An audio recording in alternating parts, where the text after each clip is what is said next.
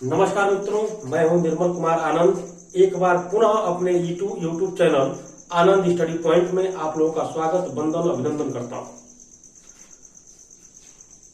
समयाभाव के कारण मैं लाइव नहीं आ पा रहा हूं। मैंने एक वीडियो डाली थी कि मैं लाइव आऊंगा अगले दिन से, लेकिन व्यस्तता कुछ ज्यादा ही बढ़ गई है। मैं उम्मीद करता हूं कि होली के बाद मैं कंटिन्यू लाइव आऊंगा।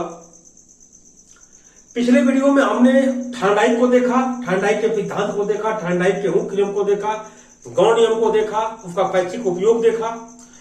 आज के वीडियो में हम देखेंगे एक ऐसे मनोवैज्ञानिक को जो कि अभिक्रमित अनुदेशन के जनक भी माने जाते हैं, बीएफ स्किनर। बीएफ स्किनर के बिना मनोविज्ञान का अधिगम उसी तरह अधूरा है जैसे कि खाने में नमक। तो आइए देखते हैं बीएफ स्किनर को। बीएफ स्किनर का जो पूरा नाम है वह है बुरहस फ्रेडरिक स्किनर। पाटली रूप में इनको बीएफ स्किनर कहते हैं। खास तौर पर टेट सीटेट में इनसे प्रश्न बनने ही बनने हैं। बीएड के लिए भी इंपॉर्टेंट है, बीटीपी में आपके यह स्किनर महोदय है। इन्होंने एक सिद्धांत दिया 1938 में जिसे कहा गया ऑपरेंट कंडीशनिंग थियरी, अर्थात सक्रिय अनुकूलन सिद्धांत। सक्रिय अनुकूलन सिद्धांत, इनके सिद्धांतों को अलग अलग नामों से जाना गया। इनके सिद्धांत को क्रिया प्रसूत का सिद्धांत कहा गया, सक्रिय अनुकूलन का सिद्धांत कहा गया, नैमित्तिक अधिगम कहा गया, कार्यात्मक प्रतिबद्धता का सिद्धांत कहा गया, साधनात्मक अनुबंधन का सिद्धांत कहा गया। मतलब कि इनके सिद्धांत को अलग अलग नामकरण किया गया और यही नाम कंफ्यूजन पैदा कर देते हैं। जिसमें कि 2-3 साल पहले आपके टेट में प्रश्न पूछा था कि नैमित्तिक अधिगम का सिद्धांत कितने दिया था, और अधिकतर लोगों ने गलतियां की क्योंकि बहुतों को नहीं पता था कि नैमित्तिक अनुबंधन किसे कहते हैं। तो क्रिया प्रसूत का सिद्धांत, सक्रिय अनुकूलन का सिद्धांत कह लीजिए, नैमित्तिक अधिगम कह लीजिए, कार्यात्मक प्रतिबद्धता का सिद्धांत कह लीजिए, साधनात्मक अनुबंधन का सिद्धांत कह लीजिए, सारी थियरी किसके द्वारा दी गई है? बीएफ स्किनर के द्वारा। साइकोलॉजी में एक बात हमेशा ध्यान रखिए, जहां पे कंफ्यूजन आपको आए वहां पर उसकी अंग्रेजी देखा करिए, उसकी मीनिंग देखा करिए, अंग्रेजी जो दिया हुआ है। क्योंकि जब वहां पे अंग्रेजी आप देखेंगे तो आप कंफर्म कर लेंगे कि ये कहना क्या चाहता है। वैसे पेपर में लिखा भी रहता है कि विवाद की स्थिति में अंग्रेजी मान्य होगी। तो एक बार इस तरह हिंदी में 13 नाम मिलेंगे, लेकिन अंग्रेजी में एक ही नाम मिलेगा, ऑपरेंट कंडीशनिंग थियरी। क्रिया प्रसूत का सिद्धांत, सक्रिय अनुकूलन का सिद्धांत, नैमित्तिक अधिगम, कार्यात्मक प्रतिबद्धता, साधनात्मक अनुबंधन। इन्होंने अपना प्रयोग जो किया था वो किया था चूहों के ऊपर। अपना प्रयोग किया चूहों के ऊपर और कबूतर के ऊपर। चूहों के ऊपर प्रयोग किया और कबूतर के ऊपर प्रयोग किया। आइए देखते हैं कि स्किनर क्या कहना चाहते थे अपने इस सिद्धांत में। 1938 में इनका सिद्धांत आता है, ऑपरेंट कंडीशनिंग थियरी। इसमें इन्होंने ये कहा कि इनकी 2 पुस्तकें हैं। एक पहली पुस्तक का नाम है the behaviour of organism, the behaviour of organism. ये पहली पुस्तक है कि द बिहेवियर ऑफ ऑर्गेनिज्म, और दूसरी किताब का नाम है beyond freedom and dignity. Beyond freedom and dignity, इनकी 2 पुस्तकें हैं। इन पुस्तकों के अलावा एक इनका उपन्यास है। इन पुस्तकों के अलावा इनका एक उपन्यास है जिसे वेल्डन 2 कहा गया। वेल्डन 2 इनका उपन्यास है। अक्सर पूछ भी देता है कि इनकी किताब कौन सी, किताब के राइटर कौन है। तो इनकी 2 किताबें हैं, the behaviour of organism, beyond freedom and dignity. उपन्यास इनका है वेल्डन 2। उपन्यास इनका है वेल्डन 2। यहां पर इन्होंने ये जो इनका उपन्यास है, इस उपन्यास में इन्होंने कल्पना की है, कहा है कि व्यवहार का रूप और निर्धारक पुरस्कार है। इन्होंने क्या कहा है? कहा है कि व्यवहार का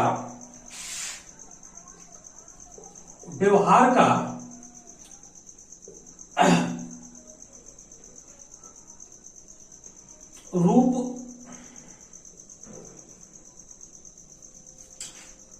व्यवहार का रूप निर्धारक पुरस्कार है, रूप निर्धारक पुरस्कार। इन्होंने कहा वेल्डन 2 में, इनका जो उपन्यास है वेल्डन 2 में कहा इन्होंने कि जो व्यवहार का रूप निर्धारक है वो क्या है, पुरस्कार है। मतलब कि पुरस्कार के द्वारा किसी के व्यवहार में परिवर्तन लाया जा सकता है। पहली बात इन्होंने कह दी, कल्पना की किसकी, इन्होंने क्या की, कल्पना की किसकी, कि व्यवहार का रूप निर्धारक कौन होता है, पुरस्कार होता है। ठीक है, या पुरस्कार के द्वारा किसी के व्यवहार का रूप निर्धारक किया जाता है, किसी के व्यवहार को परिवर्तित किया जा सकता है। तो इनकी पहली बात आई एक उपन्यास में कि पुरस्कार के द्वारा क्या करेंगे, किसी के व्यवहार को परिवर्तन कर सकते हैं। अब वो जो बात आती है कि इन्होंने एक बात और इसी उपन्यास में कही, कहा कि अगर किसी व्यक्ति का व्यवहार जानना है, कहा कि किसी व्यक्ति का यदि व्यवहार जानना है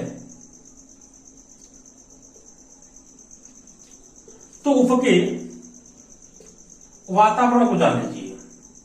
क्या कहा, किसी व्यक्ति का यदि व्यवहार जानना है तो उसके वातावरण को जान लीजिए या उसके वातावरण को देख लीजिए। यह वही बात है कि अगर व्यक्ति जिस विचारधारा का होगा उसके अगल बगल का इन्वायरमेंट उसी प्रकार का होगा। मतलब कि अगर किसी व्यक्ति को जानना है, उसके व्यवहार को जानना है, तो उसके वातावरण को अगर हम जान लेते हैं तो आसानी से उस व्यक्ति के व्यवहार का निर्धारण कर सकते हैं कि अमुक व्यक्ति इस वातावरण में रहता है तो इस व्यक्ति का व्यवहार इसी प्रकार का होगा। अगर वो उदंडों के साथ में रहता है तो निश्चित है कि वो भी उदंड होगा। अगर शांतिप्रिय के पास रहता है तो वो भी क्या होगा, शांतिप्रिय होगा। मतलब कि इन्होंने एक बात और कह दी, क्या कहा कि व्यक्ति के व्यवहार को अगर जानना आपको है तो क्या करिए, उसके वातावरण को ही जान लीजिए। निश्चित व्यक्ति जिस प्रकार का होता है उसी प्रकार की उसकी संगत होती है और उसी प्रकार का उसका इन्वायरमेंट होता है, क्योंकि विपरीत इन्वायरमेंट वाला, विपरीत वातावरण वाला दूसरे वातावरण में अपने आप को समायोजित नहीं कर पाएगा। व्यक्ति अपने आप को समायोजित वही कर सकता है जहां उसके अकॉर्डिंग वातावरण मिलेगा। तो इन्होंने वेल्डन 2 में दूसरी बात तो कहा कि अगर किसी व्यक्ति को जानना है तो उसको जानने से पहले अगर उसके वातावरण को हम जान लेते हैं तो आसानी से उस व्यक्ति के व्यवहार को हम जान लेंगे। अनुक्रिया के अधिगम होने के कहा इन्होंने कि अनुक्रिया के अधिगम होने के कारण इन्होंने क्या कहा, इसमें नैमित्तिक अनुकूलन कहा। इन्होंने क्या कहा, नैमित्तिक अनुकूलन, नैमित्तिक अनुकूलन। इन्होंने दो शब्दावली दी। दो शब्दावली क्या इसकी है, एक कहा इन्होंने क्रिया, एक कहा प्रसूत। एक कहा क्रिया, दूसरा कहा प्रसूत। ठीक है, अब यहां पर एक शब्द आता है कि नैमित्तिक शब्द का अर्थ क्या है। नैमित्तिक का मतलब होता है साधन, नैमित्तिक का मतलब होता है साधन, जबकि प्रसूत का मतलब होता है सक्रिय होना, सक्रिय। ठीक है, तो नैमित्तिक का मतलब होता है साधन और प्रसूत का अर्थ होता है सक्रिय होना। इन्होंने शब्दावली को क्या करती है बता दिया कि प्रसूत का मतलब सक्रिय और नैमित्तिक का मतलब होता है साधन।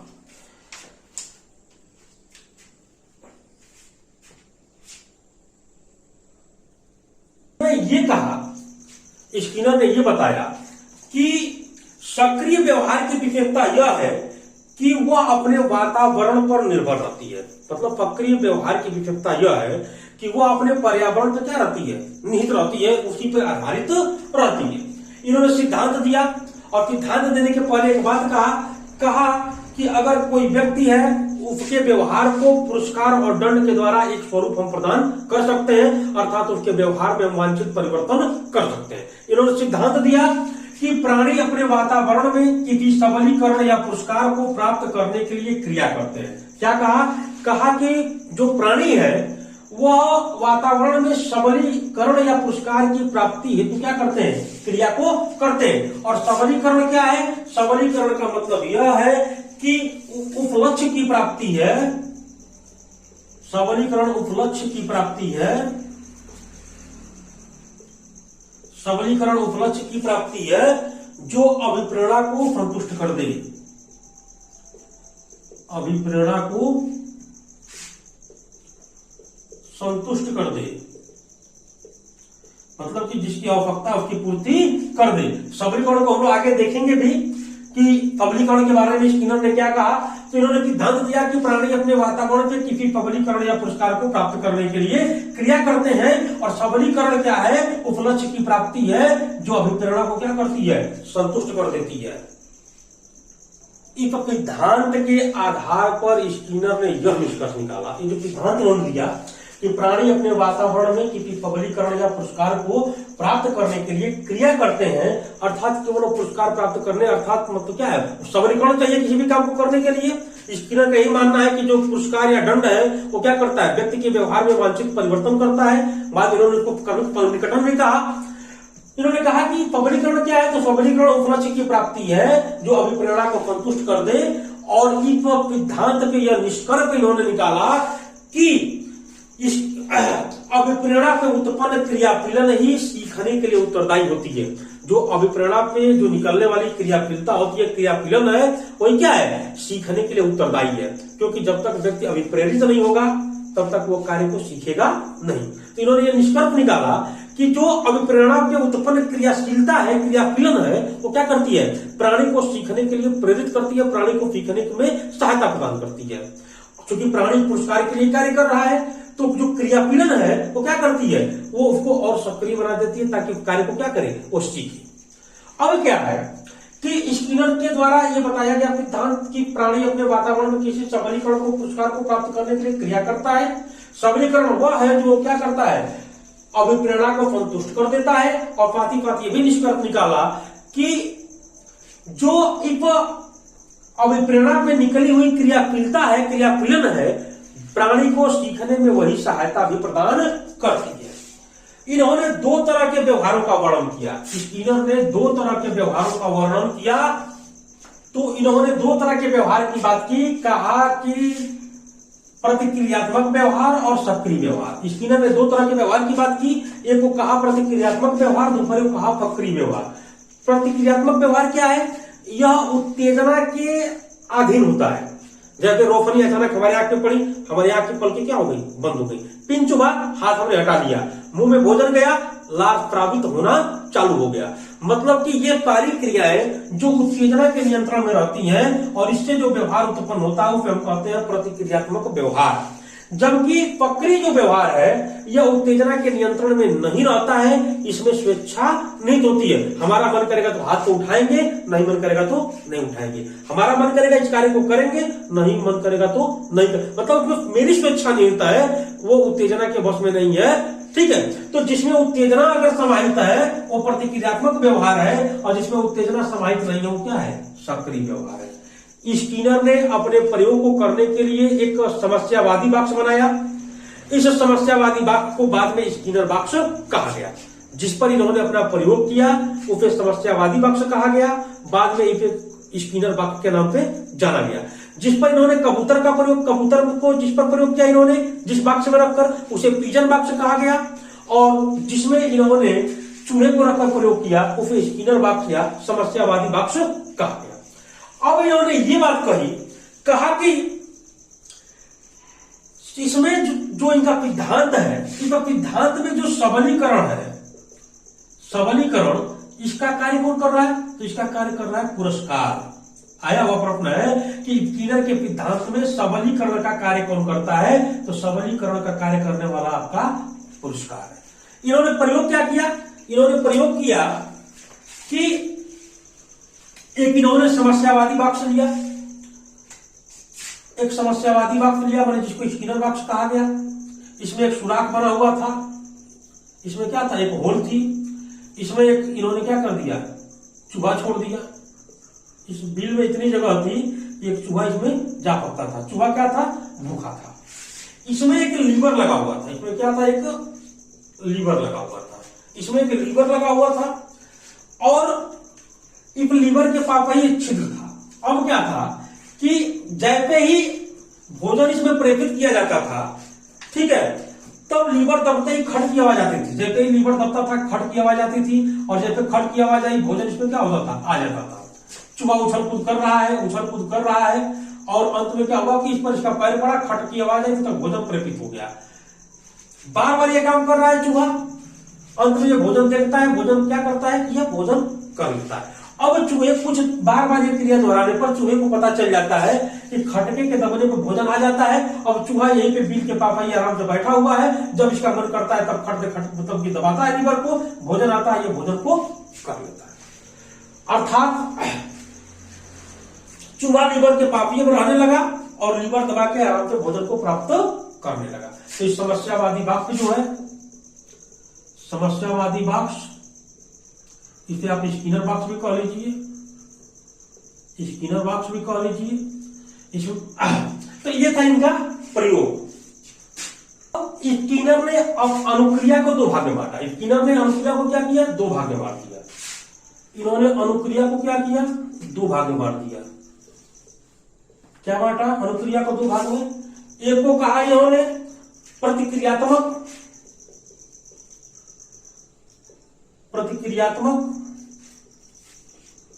और दूसरे को कहा इन्होंने प्रसूत। दूसरे को कहा प्रसूत। अंग्रेजी की बात करते हैं तो एक को कहा इन्होंने रेस्पोंडेंट, एक को कहा रेस्पोंडेंट, एक को कहा ऑपरेंट। एक को कहा रेस्पोंडेंट, एक को कहा ऑपरेंट। ये जो प्रतिक्रियात्मक होती है अनैच्छिक क्रिया होती है, अनैच्छिक क्रिया होती है, जबकि आपकी ऑपरेंट जो होती है ऐच्छिक क्रिया होती है, ऐच्छिक क्रिया होती है। तो स्किनर ने क्या किया कि अनुक्रिया को दो भाग में बांटा। एक को कहा प्रतिक्रियात्मक, एक को कहा प्रसूत, अर्थात रेस्पोंडेंट और ऑपरेंट। रेस्पोंडेंट में अनैच्छिक क्रिया है या ऑपरेंट क्या है? ऐच्छिक क्रिया है। मतलब कि इसमें क्या है कि किसी ज्ञात उद्दीपक के बाद, किसी ज्ञात उद्दीपक के बाद अनुक्रिया होती है। इसमें क्या है कि किसी ज्ञात उद्दीपक के बाद अनुक्रिया होती है या व्यवहार होता है। और इसमें क्या है कि किसी अज्ञात उद्दीपक के बाद, अज्ञात उद्दीपक के बाद क्रिया कराई जाती है। इसमें क्या है कि किसी ज्ञात उद्दीपक रहेगा, ठीक है, तो उसके बाद व्यवहार होगा, या इसमें जो है अज्ञात उद्दीपक होगा, या दूसरे शब्दों में हम कह सकते हैं कि यह किसी के कहने पर हो सकता है, किसी के कहने पे इसको कह सकते हैं कि यह स्वतः हो सकता है। यह क्या है? स्वतः हो सकता है। तो इन्होंने क्या किया कि अनुक्रिया को दो भाग में बांटा। एक को कहा प्रतिक्रियात्मक, दूसरे को कहा प्रसूत। रेस्पोंडेंट और ऑपरेंट ये अनैच्छिक क्रिया है और ये ऐच्छिक क्रिया है। इसमें उद्दीपक ज्ञात होता है, जबकि इसमें उद्दीपक क्या होता है? अज्ञात होता है। दूसरी बात, यह किसी के कहने पे हो सकती है, यह क्या है? यह स्वतः होती है। ठीक है। अब क्या है कि पुनर्बलन क्या है, कि हम पुनर्बलन कहेंगे। पुनर्बलन एक बार उसको भी देख लेते हैं। पुनर्बलन को, पुनर्बलन, पुनर्बलन यदि कोई क्रिया हो रही हो और उस क्रिया के होते समय या बाद में कोई उपयुक्त सकारात्मक घटक अगर प्रदान किया जाए तो उस क्रिया की गति क्या होती है? बढ़ जाती है। और इसे हम क्या कहते हैं? पुनर्बलन कहते हैं। पुनर्बलन का मतलब क्या हुआ कि अगर कोई क्रिया हो रही हो, उस क्रिया के दौरान कोई सकारात्मक घटक आप प्रदान कर देते हैं, दे देते हैं, प्रयुक्त कर देते हैं, तो उस क्रिया की गति क्या होती है? स्वतः बढ़ जाती है। अब क्या है कि अगर कोई क्रिया हो रही हो, उस क्रिया में आप उपयुक्त सकारात्मक घटक प्रदान करते हैं या दफा प्रदान कर देते हैं, प्रक्रिया बढ़ जाएगी। तो बढ़ी हुई मात्रा को क्रिया प्रसूत कहते हैं। जो बढ़ी हुई मात्रा है, ठीक है, जो ये बढ़ी हुई मात्रा है, इसे हम क्या कहेंगे? प्रसूत कहेंगे। जो बढ़ी हुई मात्रा है इसे प्रसूत कहेंगे। और जो देने से बढ़ रहा है उसको क्या कहेंगे? पुनर्बलन कहेंगे। जिसके डालने से जो सकारात्मक दफा प्रदान कर रहे हैं या घटक पद प्रदान कर रहे हैं या दफा दे रहे हैं, जिससे क्रिया बढ़ जा रही है, उसे क्या कहेंगे? पुनर्बलन कहेंगे। ठीक है। या उसी को उद्दीपक भी कह सकते हैं। यही उद्दीपक है ना, उद्दीपक है। अब जैसे मान लीजिए अक्सर क्या होता है कि आपने देखा होगा कि बच्चा हाई स्कूल में पढ़ रहा हो, इंटर में पढ़ रहा हो, लोग कहते हैं कि तुम हाई स्कूल की परीक्षा पास कर लोगे, तुम्हें क्या कर देंगे? साइकिल दे देंगे, मोटरसाइकिल दे देंगे। अब क्या है कि अगर कोई माता पिता बच्चे पे ये कहते हैं कि तुम हाई स्कूल की परीक्षा पास कर लोगे तो तुम्हें क्या कर देंगे, हम साइकिल दे देंगे। तो अब बच्चा क्या करता है, पुनर्बलित हो जाता है। साइकिल क्या करती है, उसके लिए पुनर्बलन का काम करती है, उद्दीपक का काम करती है। और जो 2 घंटा पढ़ रहा होगा उसकी घंटी क्या हो जाती है, 6 घंटा, 4 घंटा, 6 घंटा बढ़ जाती है। मतलब कि एक सकारात्मक दफा आपने प्रदान की और बच्चे की पढ़ने की स्पीड क्या हो गई, बढ़ गई। ये पुनर्बलन है। तो पुनर्बलन में क्या होता है कि अगर कोई क्रिया घटित तो हो रही हो, अगर कोई सकारात्मक दफा या कोई घटक अगर आप प्रदान कर देते हैं तो क्रिया की मात्रा या क्रिया की गति क्या होगी, बढ़ जाएगी। ठीक उसी प्रकार से जैसे किसी व्यक्ति को कोई कार्य कराना हो तो आप कहते हैं कि यह कार्य कर लीजिए, मैं ये काम कर दूंगा, ये चीज दे दूंगा। तो व्यक्ति वो जो वस्तु है वो उसके लिए पुनर्बलन का काम करती है, अर्थात उद्दीपक का काम करती है, और उस क्रिया की जो गति है वो क्या होती है, बढ़ जाती है। ये था पुनर्बलन। आज के वीडियो में बस इतना ही। मिलते हैं कल के वीडियो में। इसका दूसरा वाला पार्ट मैं बताऊंगा कि इनका शैक्षिक उपयोग क्या है, व्यवहारिक जीवन में उपयोग क्या है इनका, सबलीकरण के बारे में इनका क्या स्टेटमेंट है, सबलीकरण क्या है, रेनफोर्समेंट जिसकी बात हम करते हैं, जिसकी बात हल ने की। लेकिन हल ने तो पुनर्बलन का सिद्धांत दिया, सबलीकरण का सिद्धांत दिया, लेकिन उसका जो अनुप्रयोग है, जो वास्तविकता है, उसको स्किनर महोदय ही पूरा करते हैं। क्योंकि ये कहते हैं कि भैया पुरस्कार और दंड ही क्या करता है, व्यक्ति के व्यवहार में परिवर्तन लाता है, उसके व्यवहार को वांछित आकृति प्रदान करता है, वांछित रूप प्रदान करता है। जिसके बाद में इन्होंने कहा क्रमिक सन्निकटन है, शिपीकरण है, शिपिंग है, शिपिंग। तो अब तक के वीडियो में आपने स्किनर को देखा, उनकी पुस्तकों को देखा, उनके उपन्यास को आपने देखा, इसमें इनके प्रयोग को देखा, इन्होंने अपना प्रयोग किस पे किया ये भी आपने देखा, इनके प्रयोग को देखा है आपने, इन्होंने अनुक्रिया को कितने भाग में बांटा आपने ये भी देखा, आपने पुनर्बलन को भी देखा। लेकिन इसका जो शेष भाग है वो कल के वीडियो में मैं लेकर के आऊंगा। तब तक के लिए धन्यवाद, शुभ रात्रि।